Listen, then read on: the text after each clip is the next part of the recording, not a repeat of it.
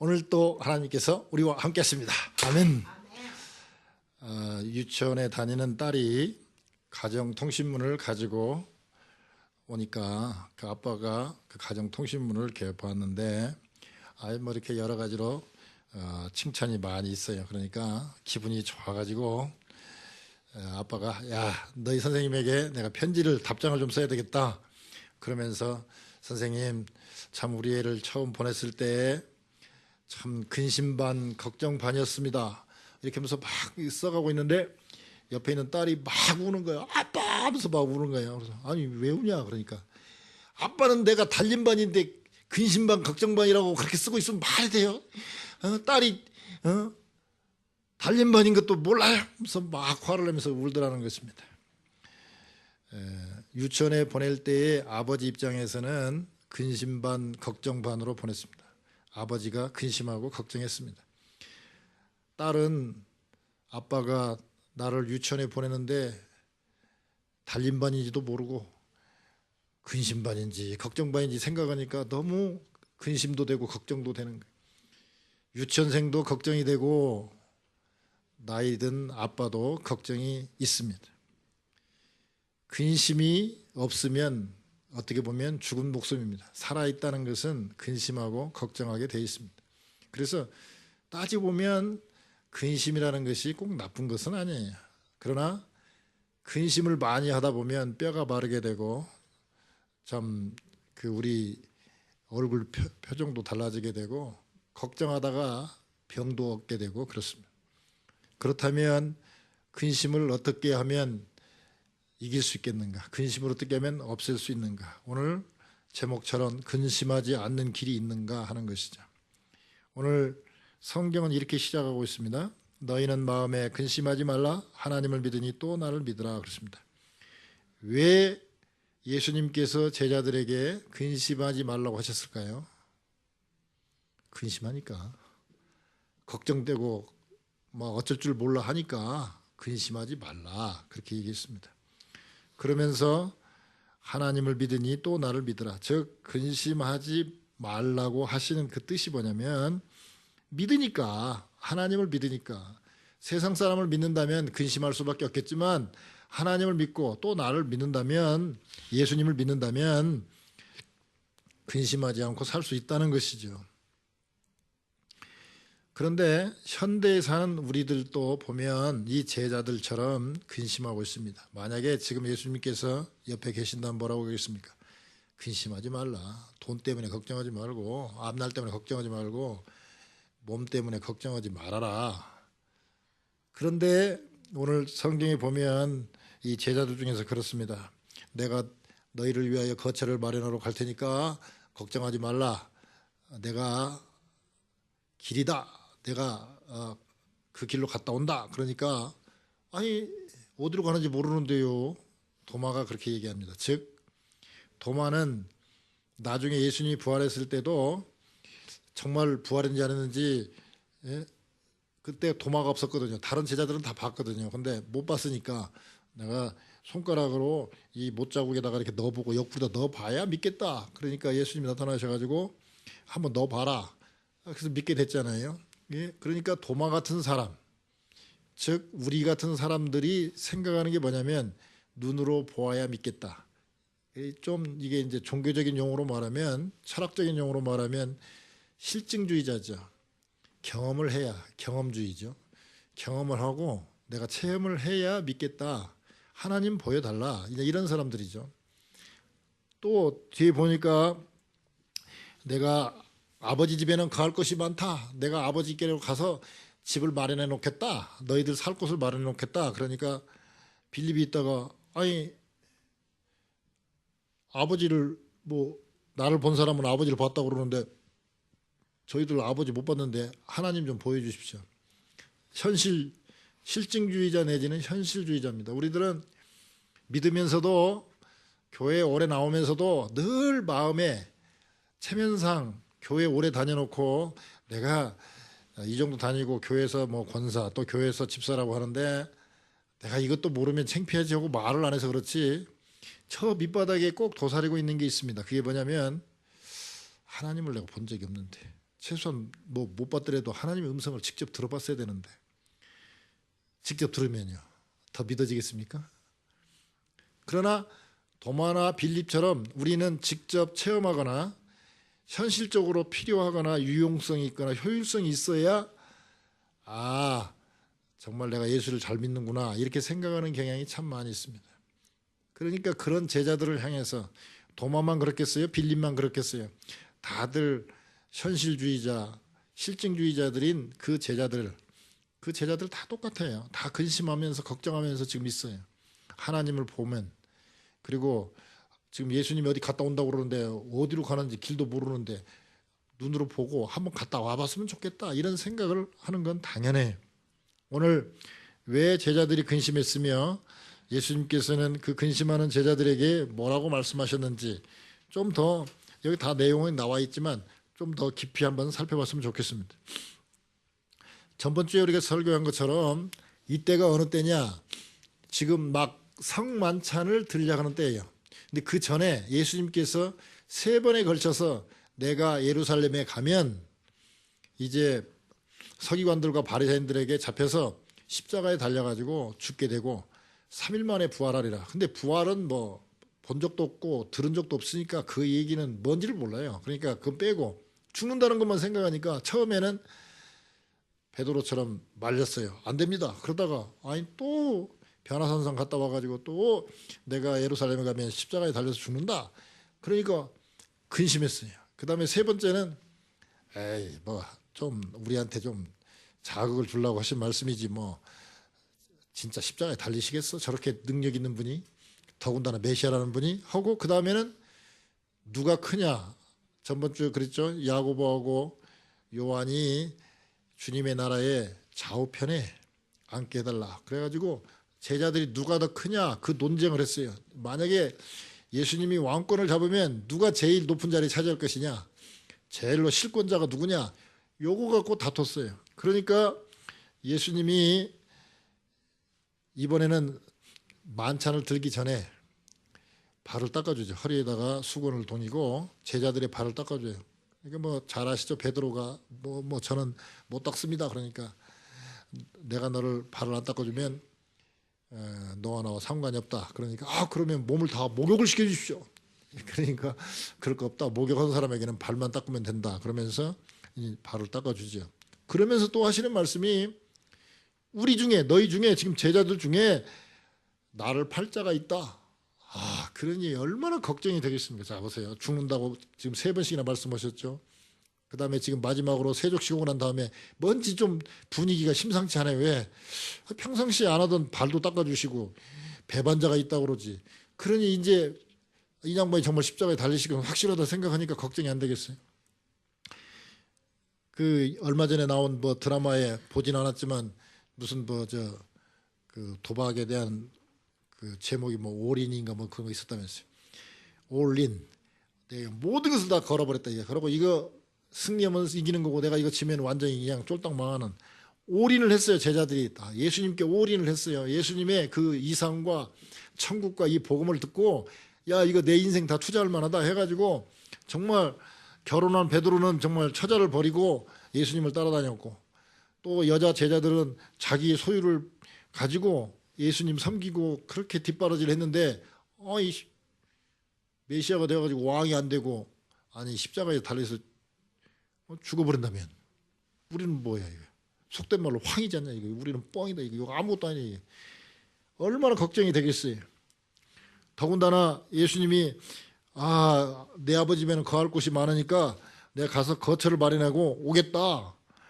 그러니까 어디로 가시는데 가시는 데를 알아야 우리도 어떻게 좀 나중에 뭐 정말 죽는 게 하나님의 뜻이라면 우리도 어떻게 거기를 찾아가야 되는데 어디로 가야 되냐 이거죠.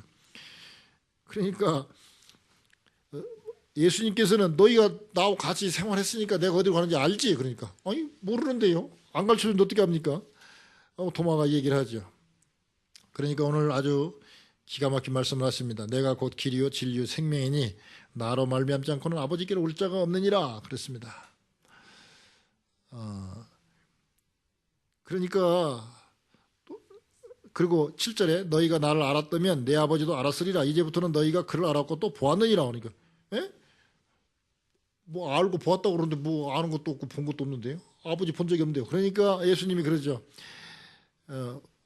빌립이 가로되 주여 아버지를 우리에게 보여주옵소서. 하나님을 보여주옵소서. 그리하면 족하겠나이다. 그러니까 예수님께서 뭐라고 그랬습니까? 빌립아, 내가 이렇게 오래 너희와 함께 있을 때 내가 너를 네가 나를 알지 못하느냐? 나를 본 자는 아버지를 보았거늘 어찌하여 아버지를 보이려 하느냐? 나를 보았으면 하나님을 보았는데, 근데 빌립 생각이 어떤 생각을 하겠어요? 아니 그렇다 손 치더라도 아니 십자가에 달려서 돌아가셔 버리면 하나님이 돌아가셨다는 얘기인데, 그러면 아버지도 보지도 못하고 또 죽어버리면 우리는 어떻게 하는 거예요? 걱정이 막 되죠. 그러니까 정 그런 것을 못 믿겠으면, 내 하는 말을 못 믿겠으면 이제까지 내가 해온 것을 보고 기적을 체험한 걸 보고 그러고라도 믿어라. 이렇게 쭉 이 얘기를 합니다. 그런데 이 내용으로 봐서 제자들이 다 도망가거나, 나중에 보면 예수님 잡혀주셨을 때 제자들이 다 도망간 것을 보거나 여러 가지 정황으로 봤을 때 이때 제자들이 제대로 믿은 것도 아니고 알지도 못했어요. 나중에 예수님이 부활하셔서 나타나셔서 이제 하늘의 일을 보여주시고 진짜 못 박힌 손을 보여주셨을 때에 살아난다는 게 이런 거구나 하고 그때부터 달라져서 죽는 것도 두려워하지 않고 정말 근심 걱정 없이 복음을 전하다가 거의 대부분이 다 순교하셨죠.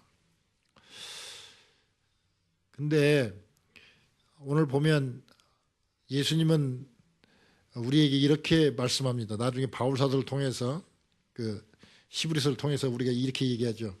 믿음은 바라는 것들의 실상이요 보이지 않는 것들의 증거다.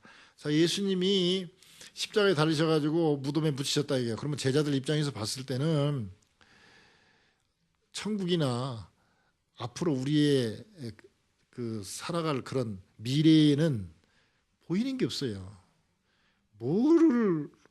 우리의 희망 이것이 아무것도 안 보이잖아요. 근데 그걸 볼 수 있는 길은 믿음의 눈으로밖에 볼 수 없다는 것이죠.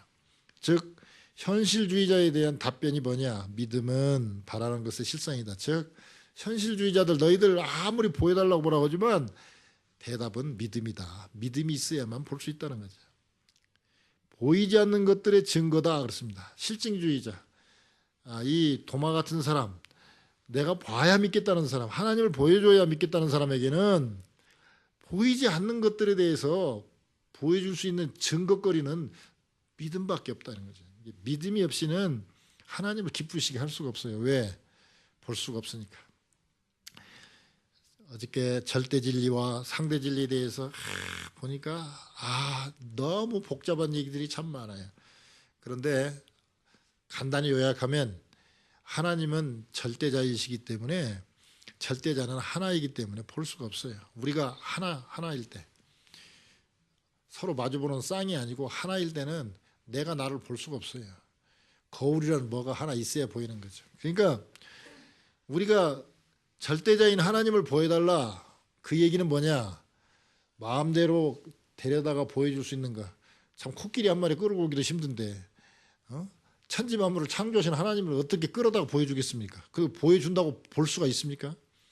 아니 태양같이 하나님이 창조한 태양 하나도 그냥 그 멀리 떨어져 있는데도 눈으로 보면 눈이 멀어버리는데, 뉴턴 같은 사람은 태양을 하도 신기하니까 태양을 3일 동안 바라보고 난 다음에 눈이 거의 멀었잖아요. 그래가지고 그 해보고는 상당히 시간 많이 걸렸습니다. 뉴턴이라는 사람. 그런 것처럼 하나님이 창조한 그 태양 같은 그 피조물 하나도 멀리 떨어져 있는, 가까이 있는 것도 아니고 멀리 떨어져 있는 태양도 눈으로 보면 눈이 머는데 하나님을 어떻게 참 끌고 올 수도 없지만 뭐 코끼리 끌고 오듯이 끌고 와서 보여준다 해서 볼 수 있습니까? 그러니까 믿음으로 보는 것이지 그거를 본다고 보여줄 수도 없을 뿐만 아니라 볼 수도 없습니다. 그러니까 믿음으로 볼 수밖에 없어요. 그런데 믿음을 갖고 보면 뭐라고 그랬습니까? 믿고 내 이름으로 구하면 다 들어주시는데 내가 한 것보다 더 큰 일도 할 수 있다 그랬습니다. 예수님께서 하신 것보다도 더 큰 일도 하실 수 있다. 저는 2006년인가요? 2006년 2월 27일 정말 디스크로 꼼짝 못하는 그분을 참 손 얹고 기도하는데 즉석에서 낫는 모습을 보았습니다. 우리 지금 이제 프리마켓에 계시는 분들 중에서도 몇 분 봤어요. 근데 그런 걸 보면서 야, 정말 성경 속에서만 치유받는 것을 본 게 아니라 직접 제가 놀랬다니까요. 믿음이 없으니까 믿음이 약한 목사가 놀랬죠. 손 얹고 기도해놓고 나을 걸 알고 기도했지만 막상 나으니까 제가 놀래가지고 겉으로 표현 안 했습니다만 제가 놀랬어요. 근데 진짜 그렇게 나서가지고 아유 그날 앉아있도 못 오는 분이 앉아있을 뿐만 아니라 그 S 식당에서 밥도 사시면서 그러는 거예요. 내가 이렇게 앉아있을 수가 없는데 어떻게 내가 이렇게 앉아있다고 그러면서 너무 좋아하시는 걸 제가 모습을 봤습니다. 더 큰 일도 할 수 있다. 참 예수님께서는 우리 기도를 들어주시는데 예수님이 한 것보다 더 큰 일도 할 수 있도록 그렇게 기도를 들으시고 이루어주시는 분이라는 것이죠. 또 뭐라고 그랬습니까? 내가 거처를 예비하러 가겠다 그랬습니다. 아버지 집에는 거할 곳이 많다. 거처를 예비하러 가겠다. 자, 이 제자들이 거처가 없습니다. 지금 예수님 따라다니니까 이쪽에서 좀 하룻밤 자고 저쪽에서 자고 잘 데 없으면 그냥 거지처럼 어디 들에서도 자고 그런 식으로 자면서 했기 때문에 거처가 없어요. 즉 우리식으로 말하면 살 집이 없고 어떤 식으로 말하면 참 이 거처가 없다는 것은 죽은 목숨이나 다름없는 것이죠. 즉 거처를 마련하겠다. 그 말은 간단히 말하면 먹고 살 길도 집을 마련해 주겠다는 뜻도 되지만 영원한 천국, 죽음 이후에 너희 살 곳을 마련하겠다 이런 뜻이 됩니다. 그러면서 예수님께서 뭐라고 합니까? 나는 길이요 진리요 생명이다 그렇습니다. 역사상에 많은 사람이 내가 하나님이다, 내가 신이다 한 사람들이 많이 있었어요. 그러나 그런 사람들은 자기가 한 말을 다 지키지 못하고 비참하게 죽었거나 또 죽고 난 다음에 따르는 사람이 없어요. 그리고 유명한 우리 그 석가모니 같은 분도 부처 같은 분도 불법을 행하면서 그렇습니다. 진리가 달이라면 나는 진리를 가리키는 손가락과 같다. 그러니까 내 손가락 쳐다보지 말고 저 달을 봐라. 내가 손가락으로 가리키는 달을 봐야지 진리를 봐야지 왜 내 손가락을 보느냐. 그런 말을 했어요. 그리고 석가모니는 언제 내가 신이다 그렇게 얘기한 적이 한 번도 없습니다. 즉 세상에 내가 신이다 내가 하나님이다라고 얘기한 사람은 정신병자라든지 그런 사람들은 간혹 몇 명 있었지만 지금까지도 그런 사람을 섬기는 사람은 없어요.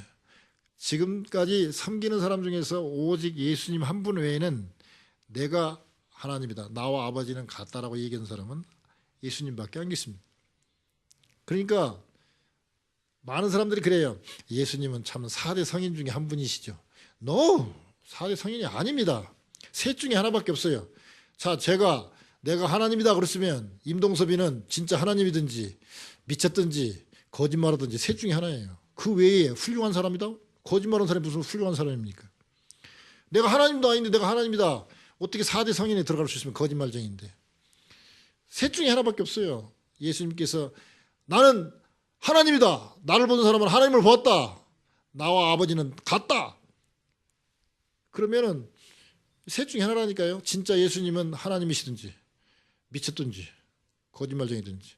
그러면 우리도 예수님을 믿는다. 그러면 셋 중에 하나예요. 진짜 하나님이신 예수님을 믿든지 이 미친 사람인 너무나 멋있게 미쳐가지고 미친 사람한테 우리가 미쳐가지고 믿든지 그렇지 않으면 거짓말쟁이한테 속아갖고 믿든지 셋 중에 하나예요. 우리는 첫 번째 예수님께서 하나님이시라는 것을 믿는 그 믿음 속에서 우리가 있습니다. 헬라어로 나는 뭐뭐이다 I am 이렇게 보라고 나가는 게 에고 에임이라고 그랬습니다. 에고 에임이 나는 선한 목자다. 나는 생명의 떡이다. 나는 부활이요 생명이다. 나는 길이요 진리요 생명이다. 이렇게 나는 하나님이다. 나는 하나님의 아들이다 라고 선포하신 분은 예수님밖에 없고 지금도 따르는 사람은 예수님밖에 없습니다. 그 외의 사람들은 다 비참하게 정신병원에서 죽었든지 감옥에서 죽었든지 다 그래. 참 이게 놀라운 일인데 많은 사람들은 하나님으로 믿자니 부담스럽고 그렇다고 해서 예수님을 갖다가 사기꾼이다 미친 사람이다 이 얘기하기는 곤란하고 그러니까 두리뭉실해가지고 아유 훌륭하신 분이죠. 뭐가 훌륭합니까? 믿든지 안 믿든지 둘 중에 하나 딱 정해야지. 제가 만약에 내가 하나님이다 그러면 저 미쳤네. 드디어 개척교회 오래더니 성도도 없고 그러더니 드디어 미쳤네. 그러지 저보다 훌륭한 성인이라고 얘기합니까? 아니에요. 사람은 자기가 한 말에 대해서 책임을 져야 돼요. 예수님은 내가 하나님의 아들이다라고 책임지고 부활하셨고 약속대로 부활하셨고 승천하셨습니다. 그래서 베드로 같은 사람도 다 도망가다가 나중에 예수님 부활하신 예수님 만나고 난 다음에는 죽음을 두려워하지 아니하고 갔습니다. 자 생각해 보세요. 베드로가 여인이 너 예수당이지? 그러니까 아니다 그러고 처음에는 부인했습니다. 그 다음에는 맹세하면서 부인했습니다. 세 번째는 뭐라고 그랬습니까? 에? 저주까지 하면서 부인했습니다. 저주까지 했어요 나중에는. 그러면 부활하시고 난 다음에 그 모습을 보고 예수님을 믿으라고 선포할 때까지 기껏 해봐야 2달입니다. 2달. 자 임동섭이가 어느 날 우리 예수님은 사기꾼이다 라고 얘기했다가 2달 후에 아이고 내가 2달 후에 생각해 보니까 예수는 믿어야 되겠습니다. 그러니까 믿읍시다. 그러면 뭐라고 그랬어요? 아니 2달 전에 뭐 믿으면 못했다고 해놓고 2달 만에 또 와서 믿으라고 그래요? 아니 저 사람 저 이상한 거 아니에요? 얼마나 창피하겠습니까? 명색이 수재라는 사람이 도망가 놓고 난 다음에 나중에 와고 다시 와서 믿자고 얘기할 때 그런데요 창피하게 생각하지 않았어요. 왜? 부활하신 예수님 보고 난 다음에 생각이 달라졌기 때문에. 그러니까 담대하게 남들이 뭐라고 하고 상관없이 전도를 했더니 또 놀라운 사실은 하루에 막 몇천 명씩 회개하는 역사가 일어나고 지나가는 막 그림자만 봐도 사람이 막 낫고 그런 모습을 보게 됩니다. 죽는 것을 두려워하지 않는 모습을 보게 됩니다. 왜요? 진리 대신 예수님을 받아들이고 지대로 믿으니까 생명이 넘치기 때문에 죽음이 아무런 문제가 안 되는 것이다. 진리는 생명에 이르게 합니다. 그런데 많은 사람들이 진리를 어떤 그런 글자라든지 어떤 명제로 생각을 해요.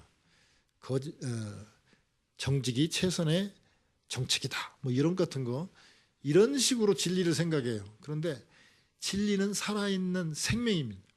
그래서 예수님이 뭐라고 그러냐? 나는 길이요 진리요 생명이다. 즉 예수님과 교제하면 예수님이 길이 되는 것이고 예수님을 따라가다 보니까 진리를 만나게 되는 거예요. 왜? 예수님 자체가 진리니까. 진리를 따라가다 보니까 영원한 생명인 천국까지 가더라는 것이죠. 근데 많은 사람들은 무슨 뭐 진리 2 더하기 2는 4다 이런 식의 생각을 진리로 생각하기 때문에 그 하나의 무생물적인 어떤 명제로 생각하기 때문에 우리의 진리가 힘이 없고 맥이 없어요. 많은 사람들이 진화론자들 같은 경우 자기들이 그게 맞다고 가르칩니다.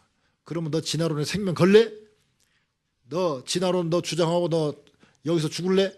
그랬을 때 내가 진화론에 죽겠다. 그렇게 하는 사람이 누가 있습니까? 왜? 자기들은 진리라고 얘기하지만 거기에다 목숨을 걸 만큼 생명력이 없기 때문에 그렇습니다.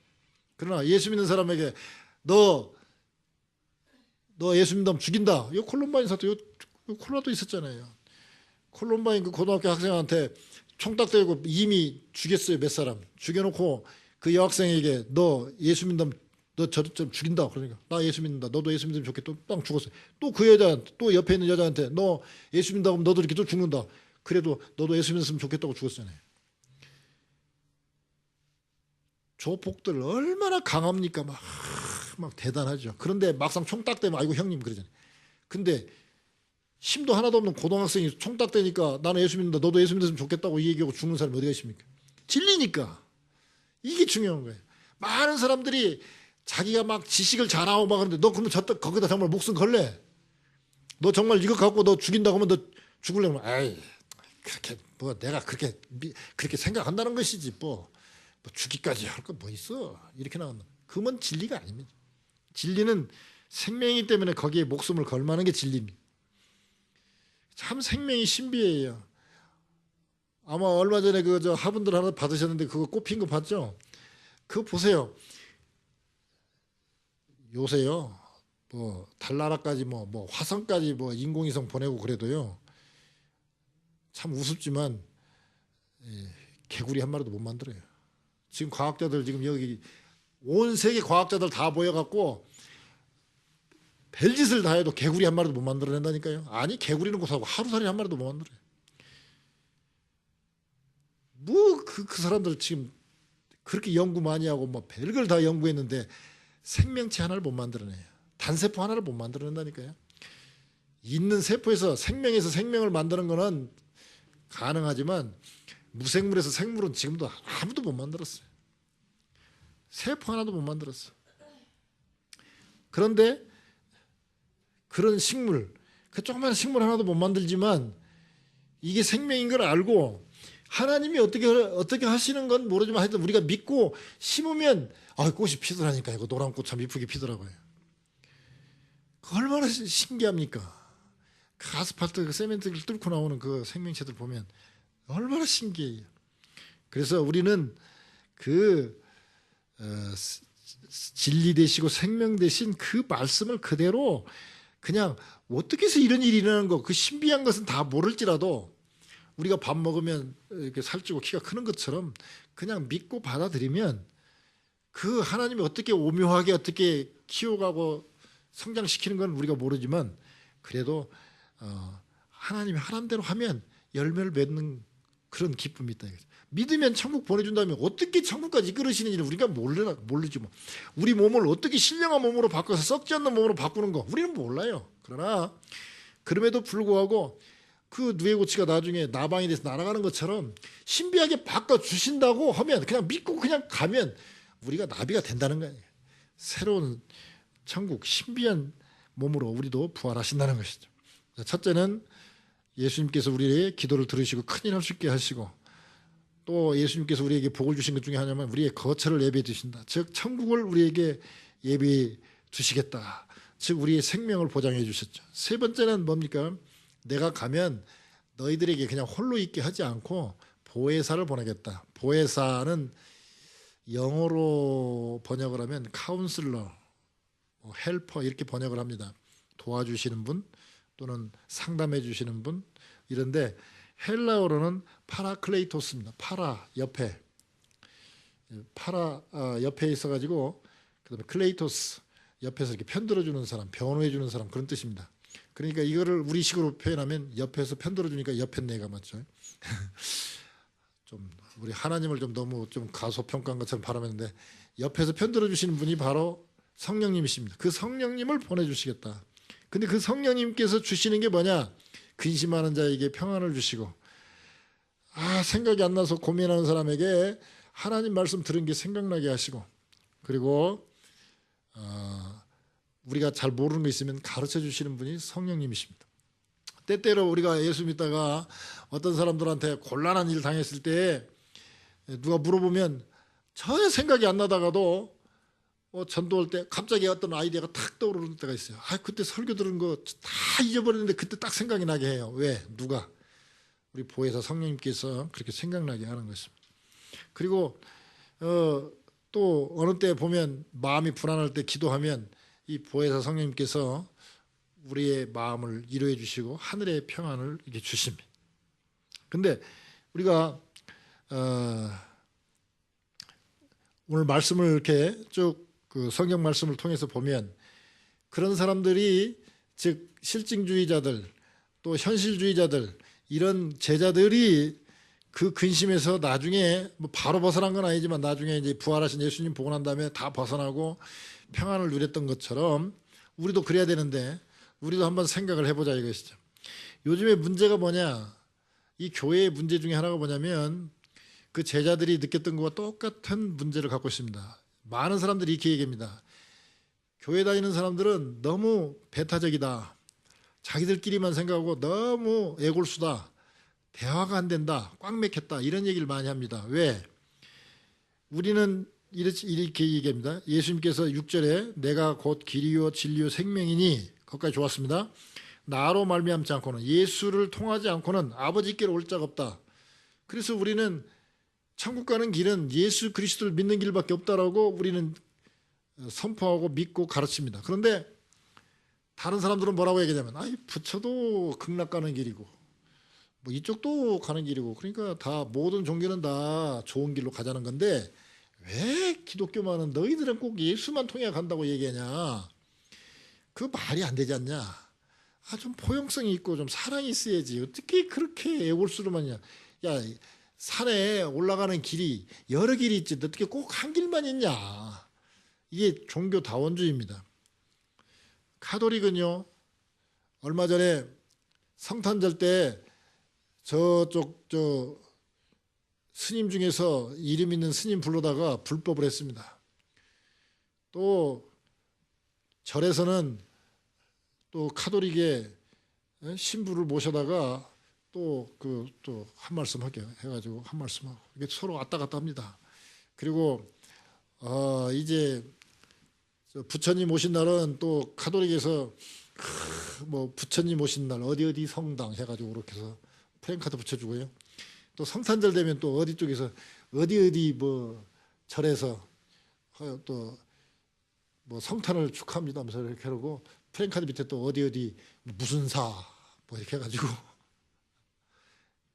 프랭카드 붙여주고, 또 스님들하고 신부님들하고 또 같이 또 축구 시합도 하고, 그러면서 우리는 다 하나다. 그러면서 기독교는 옹졸하다. 아주 째째다. 꾀째째하고 배타적이고 아주 애골쓰고, 저런 사람들하고 무슨 일을 하겠냐. 그러면서 얼마나 기독교를 공격하는지 모릅니다. 그러나 우리는 성경 말씀대로 분명히 성경에서 나로 말미암지 않고는 아버지께로 올 자가 없다고 하면 왜 그런지 우리가 모르더라도 그대로 믿어야 됩니다. 만약에 제가 하늘에게 너 나를 아버지라고 불러라 그러면 뭐 당연하죠. 아들이니까 아버지라고 부르죠. 근데 지나가는 애한테 야, 너 내가 돈 1불 줄 테니까 나한테 아버지라고 그러봐. 그러면 모르죠. 1불 받으려고 하려는 모르지만 아마 대부분 사람들은 내가 거지야. 내가 1불 받고 내가 당신한테 아버지라고 하게? 그럴 겁니다. 왜요? 진리가 아니고 아버지가 아니니까. 저의 아들, 딸이 되려면 저와 아내를 통해서 태어난 사람만이 아들이에요. 그 길밖에 없어요. 다른 여자를 통해서 난다. 그건 적법한 아들이 아니죠. 사생아죠. 그런 것처럼 뭐 부처도 되고 뭣도 되고 그건 저는 진리가 아니라고 생각해요. 진리는 하나야지. 어떻게 어떤 방법론적으로 여러 가지 방법론, 산에 올라가는 게 여러 개 있을 수는 있어요. 그러나 딱 임동섭의 아들이 되는 길은 임동섭의 피를 받아야만 아들이 되는 거예요. 다른 뭐 이 남자 저 남자 다 똑같으니까 다 똑같지 뭐가 다르냐. 뭐 귀, 눈, 코 다 똑같은데 뭐가 똑같습니까? 다르죠. 분명히 어떤 거는 그거야만 되는 게 있어요. 꼭 그러게야만 되는 게 있어요. 여러 길이 되는 게 아니라 꼭 그렇게 해야만 되는 게 있어요. 자, 열쇠는 비슷하다 해서 다 열 수 있습니까? 아니에요. 내가 맞는 열쇠로 열어야만 열어지는 거예요. 마찬가지입니다. 진리도 예수님을 통해서, 천국은 예수님을 통해서만 오게 돼 있다라고 얘기를 하셨으면 그대로 될 줄 저는 믿습니다.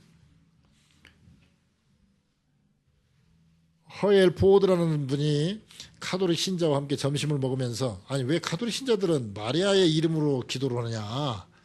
그러니까 그 신자가 그러더랍니다. 아니 예를 들어서 대통령 만나기가 쉽지 않지 않습니까? 그러니까 예를 들어서 하나님이, 예수님이 대통령이라고 합시다. 근데 대통령 만나기가 힘드니까 대통령 만나려면 그 대통령하고 친한 뭐 국무장관이라든지 그런 장관같이 이렇게 고위층 인사를 통해서 하면 쉽게 만날 수 있지 않겠습니까? 그러니까 허엘 포드라는 사람이 듣다가, 아니 대통령 아들도 국무장관 통해서 만납니까? 집에서 그냥 만나면 되지? 뭐들하고 통해서 만납니까? 직접 만나지. 우리는 예수 그리스도를 믿음으로 말미암아 하나님의 자녀예요. 하나님의 자녀가 하나님 만나는데 무슨 국무장관 통해서 만나고 천사 통해서 만납니까? 그냥 만나면 되지. 아니 아들이라고 불러줬는데 뭐들라고 통해서 만나요. 저녁에 아버지하고 같이 장난도 하고 그게 다 아들이지. 그렇습니다. 만약에 사장 아들이 사장이 근무하는 회사에 갔을 때 뭐 여기저기 통해가고 누구한테 어떻게 무슨 예약하고 만납니까? 그냥 들어가면 되지. 그냥 아들의 특권 아닙니까? 근데 많은 사람들이 이렇게 생각을 하고 있어요.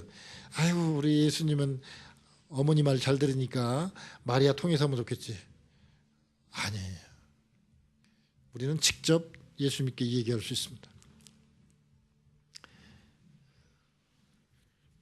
그리고 또 요즘에 또 문제가 뭐냐면 이 종교 다원주의가 문제고요. 또 하나는 뭐냐면 이 세상에 진리는 절대 진리는 없다. 다 상대적이다 하는 것이죠. 얼마 전까지만 해도 뉴턴의 그 물리학이 맞았어요. 고전 물리학이라고 그러죠. 다 맞았어요. 그런데 아인슈타인이 상대성 이론을 발표한 뒤로 보니까 안 맞더라는 거예요. 그게 어느 조건에서만 맞지 어느 조건이 지나니까 그 뉴턴의 물리학이 안 맞더라는 거예요. 양자역학에 가면 이 상대성 이론으로 해야지 안 맞다는 거예요. 옛날에는 분자가 제일로 조그마한 물질이고 그 이상 쪼갤 수 없다고 했는데 분자를 쪼개니까 원자가 나오고 원자를 쪼개니까 원자도 있고 원자 핵이 있고 뭐 밖에 전자가 돌고 그래서 이제 더 이상 원자 다음에는 더 이상 쪼갤 수 없다라고 발표를 했는데 요새 공부해 보니까 소립자가 또 있더라는 거예요. 그거. 쪼개니까 소립자가 나오는. 근데 소립자 중에서도 또 쪼개면 또 뭐가 있다는 거예요. 그러니까 지금까지 믿었던 것이 다르다는 거예요. 저도 이제 물리학을 좀 해서 알지만 이 상대성 이론으로 보면 어느 정도 속도가 가면 시간도 늘어났다 줄어났다 하고요. 이 물체도 늘어났다 줄어났다 해요. 그러니까 이제까지 시간 같은 것은 정해진 시간대로 가는 것이지 이게 타임 딜레이션이 이렇게 된다. 시간이 수축되고 뭐 늘어나고 이게 될 수 있냐? 된다니까요. 그러니까 우리가 이제까지 믿었던 이 과학이 절대라고 생각했는데 뭐 예수 믿고 뭐 하는 이런 믿음 문제 말고 눈에 보이고 우리가 증명할 수 있는 과학은 절대로 믿을 수 있고 이거는 틀림없다고 생각해 왔는데 아니 시간과 공간 속에서 살고 있는 우리가 시간과 공간이 바뀌니까 이건 세상에 믿을 게 하나도 없구나. 그냥 다 상대적이구나. 그러다 보니까요. 요새는 뭐 동성연애도 뭐 그런 사람은 그런 사람대로 또 뭐 아이고 왜 꼭 일부 일차만 살아야 돼. 뭐 서로 좋으면 뭐 그냥 이 남자 저 남자 서로 만나서 그냥 재밌게 살면 되지. 그래서 요새는 진리보다는 느낌을 중요시합니다. 느낌. 그러니까 이게 참 큰 문제예요. 근데 그게 교회까지 자꾸 들어와요. 교회도 지금 자꾸 들어와가지고 옛날에는 우리가 예수 믿고 어려움이 있어도 참고 믿음으로 극복합시다. 영광을 받되 고난도 함께 받아야 됩니다. 우리 고난을 받고 삽시다.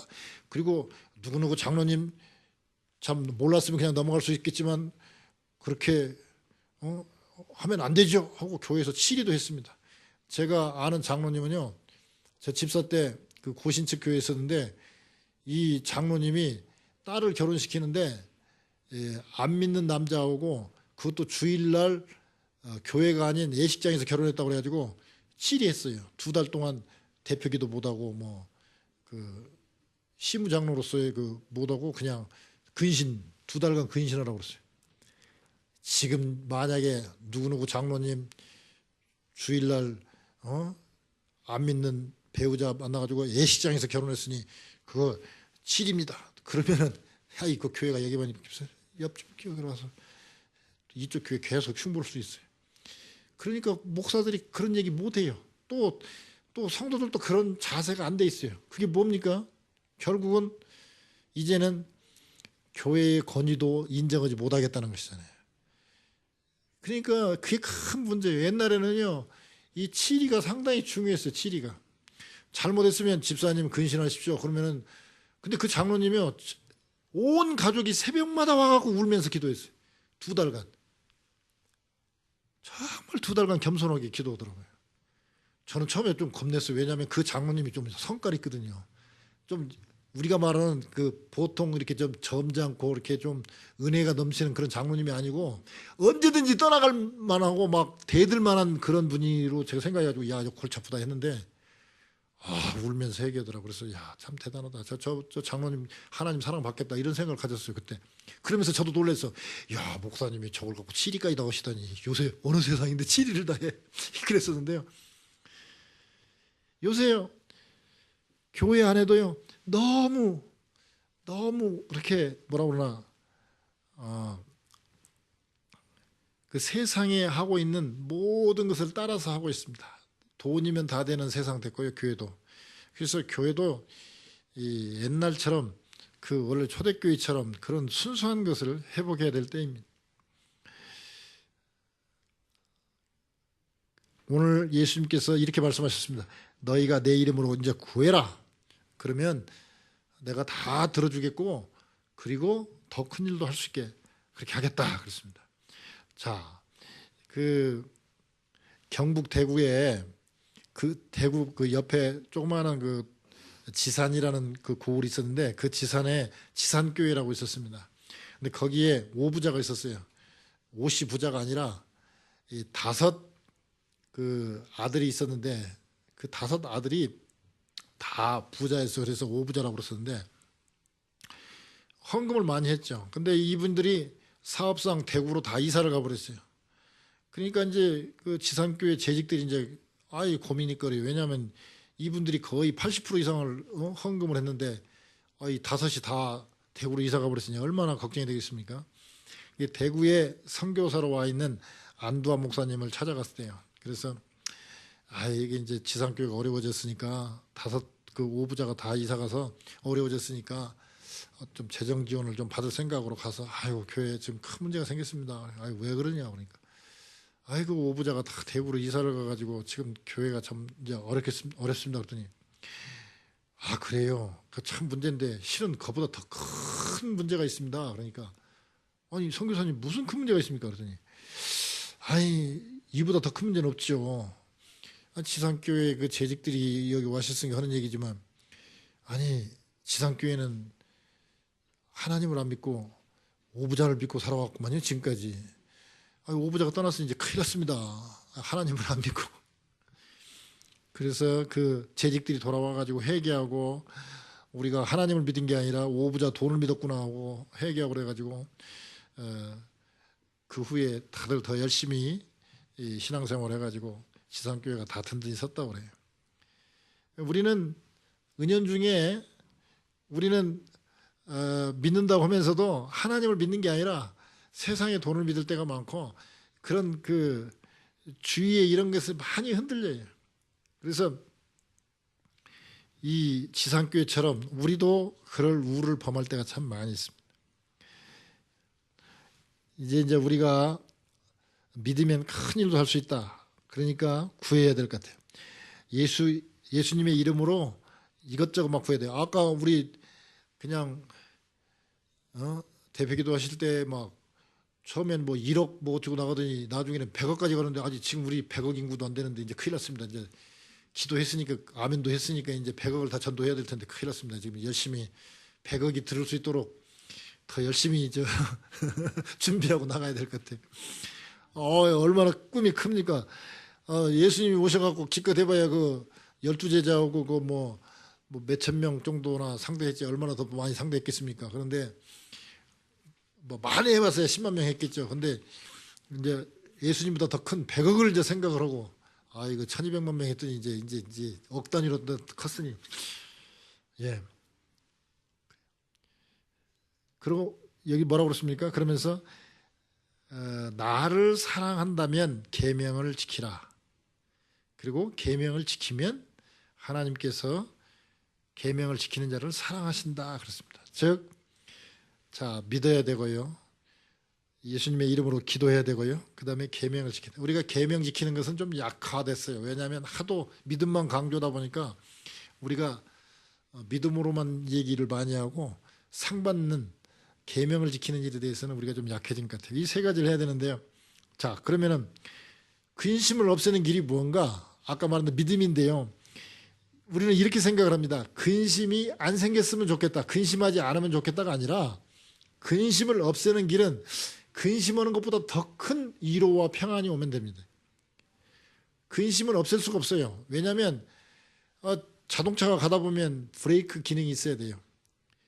브레이크 없이 그냥 가기만 잘하면 좋겠다. 그러면 나중에 쓸 때 못 쓰면 어떻게 죽잖아요. 그러니까 중요한 게 뭐냐면 좋은 차는 좋은 브레이크가 있어야 되는 것처럼 우리에게는 근심거리가 있어야 당연해요. 그러나 근심거리가 있어도 그것보다 더 큰 엔진의 힘이 있어가지고 마찰력보다 더 큰 힘이 있어서 서 있으려고 하는 자동차를 그냥 샥 하고 가게 할 수 있는 그 힘이 있어야 되는 것처럼 우리 안에 늘 근심거리가 일어나고 걱정거리가 일어나도 그 근심이나 걱정거리를 갖다가 아무런 근심도 안 될 만큼 더 큰 위로, 더 큰 평안을 내려오도록 해야 돼요. 언제? 항상. 그리고 항상 근심이 있으니까 항상 내려와야 되고 그게 어디서 와야 되느냐? 출처는 샘물처럼 솟아나는 그 기쁨과 위로를 주는 하나님으로부터 와야 돼요. 그래서 하나님하고 연결이 돼 있어가지고 하나님이 계속 걱정이 들어올 때 야 근심하지 마라 나를 믿으니 또 하나님을 믿어라 뭐 이렇게 가지고 막 그 하나님으로부터 오는 그 위로와 평강이 늘 넘치면 근심 걱정이 이만큼 있는데 그보다 더 넘쳐버리면 우리는 걱정이 없어요. 그러니까 근심을 없애는 것이 평안이 아니라 근심보다 더 큰 평안을 늘 넘치도록 우리가 기도하고 믿고 계명을 지킴으로 말미암아 하나님으로부터 계속 받아 누려야 그렇게 되는 것입니다. 한 노파가 집 앞 골목에서 막 무언가를 찾고 있어요. 그러니까 손자들이 와가지고 할머니 뭐 찾으세요? 그러니까 내 바늘을 잊어버렸는데 바늘 좀 찾아봐라. 그러니까 손자들이 막 이제 바늘을 찾는 거예요. 근데 바늘이 안 보이는 거예요. 그러다가 이제 점점 날이 어두워져가지고 찾기가 좀 어려워지니까 그 중에 한 손자가 얘기합니다. 할머니 무작정 찾을 게 아니라 할머니 어디서 바늘을 잊어버렸는데요? 그러니까 야 도와주시는 마라. 그러니까 아니 할머니 그렇게 화내실 것이 아니라 아니 그래도 잊어버린 데를 근처를 찾아야지. 아니 어디서 바늘을 잊어버렸는데요? 그러니까 잊어버리기는 방 안에서 잊어버렸지. 그러니까 아니 방 안에서 잊어버린 바늘을 갖다 왜 골목에서 찾습니까? 그러니까 아 여기가 저 박잖냐. 방은 어두워가고 찾기가 어렵지 않냐. 그러니까 그래도 그렇죠. 방 안에서 잃어버린 걸 갖다 진즉 말씀을 해주시지. 그러니까 야 이놈들아 너희들은 그런데 왜 진리를 밖에서 찾고 있냐. 즉 할머니가 지혜롭게 손자들을 갖다가 깨우치기 위해서 너희들은 왜 바늘을 박다고 해가지고 안에서 잃어버린 바늘을 갖다가 밖에서 찾는 것처럼 너희들 안에 있는 진리를 갖다가 왜 밖에서 밖이 밝다고 밖이 그럴듯하다고 세상이 화려하다고 해가지고 왜 밖에서 찾으려고 그러냐. 고리타분한 것 같아도 이 교회 우중충한 것 같고 뭐 그냥 화려하지 않지만 안에가 지금 진리가 있는데 왜 이 성경에 진리가 있는데 왜 밖에 화려한 백화점 같은데 이런 데서 진리가 있는 것처럼 생각하고 그런 데를 찾아다니냐 하는 이야기죠. 사자성어 중에 연목구호라는 말이 있습니다. 나무에 올라가서 고기를 구한다 이런 뜻인데요. 지금 세상 사람들 보면 많은 사람들이 나무에서 물고기를 구하는 것처럼 많은 사람들이 지금 세상의 백화점에서 명품 핸드백 하나 들면은 내가 명품이 되는 것처럼 생각하고 있어요. 아니, 핸드백 들었다고 명품이 됩니까? 많은 사람들이 그렇게 착각을 하고 있어요. 저는 거꾸로 생각을 해요. 명품을 들어서 내가 명품 인생이 된다면 그 말이 됩니까? 명품을 의지해가지고 즉 무슨 그 뭐 앞뒤 뭐 똥 들어간 무슨 그런 가방 들었다 해가지고 위대해진다면 그 가방 때문에 위대한 사람이라면 가방만 또 모든 거 아니잖아요. 아니 가방에 들고 다니는데 불편함이 없으면 괜찮지. 뭐가 꼭 그 비싼 가방을 들어야만 내가 말하자면 명품 인생이 됩니까? 명품 인생은 내 자체가 명품이 돼야지. 아니 내 자체가 명품이라고 그러지 않습니까? 우리 포이에오 그렇습니다. 하나님의 걸작품이다 그렇습니다. 하나님의 걸작품엔 우리 자체가 그냥 명품이 돼야지. 이 가방 무슨 또는 뭐 신발 양복에 의해서 내가 유대해진다면 그게 무슨 명품 인생입니까? 예부에 그것도 또 좀 있으면 또 날 가지고 또 바꿔야 될 텐데. 자, 오늘 말씀을 다시 한번 돌아보겠습니다. 자, 예수님의 제자들이 근심 걱정을 해요. 왜? 근심거리가 생겼으니까요. 근데 그 근심거리를 이기는 길이 뭐냐? 믿어라. 하나님을 믿으면 다 해결된다. 그 다음에 이제 믿을 뿐만 아니라 예수 그리스도 이름으로 구해라. 그러면 다 듣고 이뤄주겠다. 특히 성령님을 보내주셔서 우리로 하여금 평안케 해주시고 우리가 기도를 못하면 성령님께서 대신 기도까지 해주겠다. 그러니까 또 그리고 너 나를 사랑한다면 계명을 지켜라. 그러면 하나님의 사랑을 받을 것이라는 것이죠. 우리 그렇게 하고 있지만 더 열심히 더 진지하게 하나님께 구하고 믿고 계명을 지키는 그러므로 말미암아 근심 걱정에서 벗어나는 여러분 다 되시길 주님의 이름으로 축원합니다.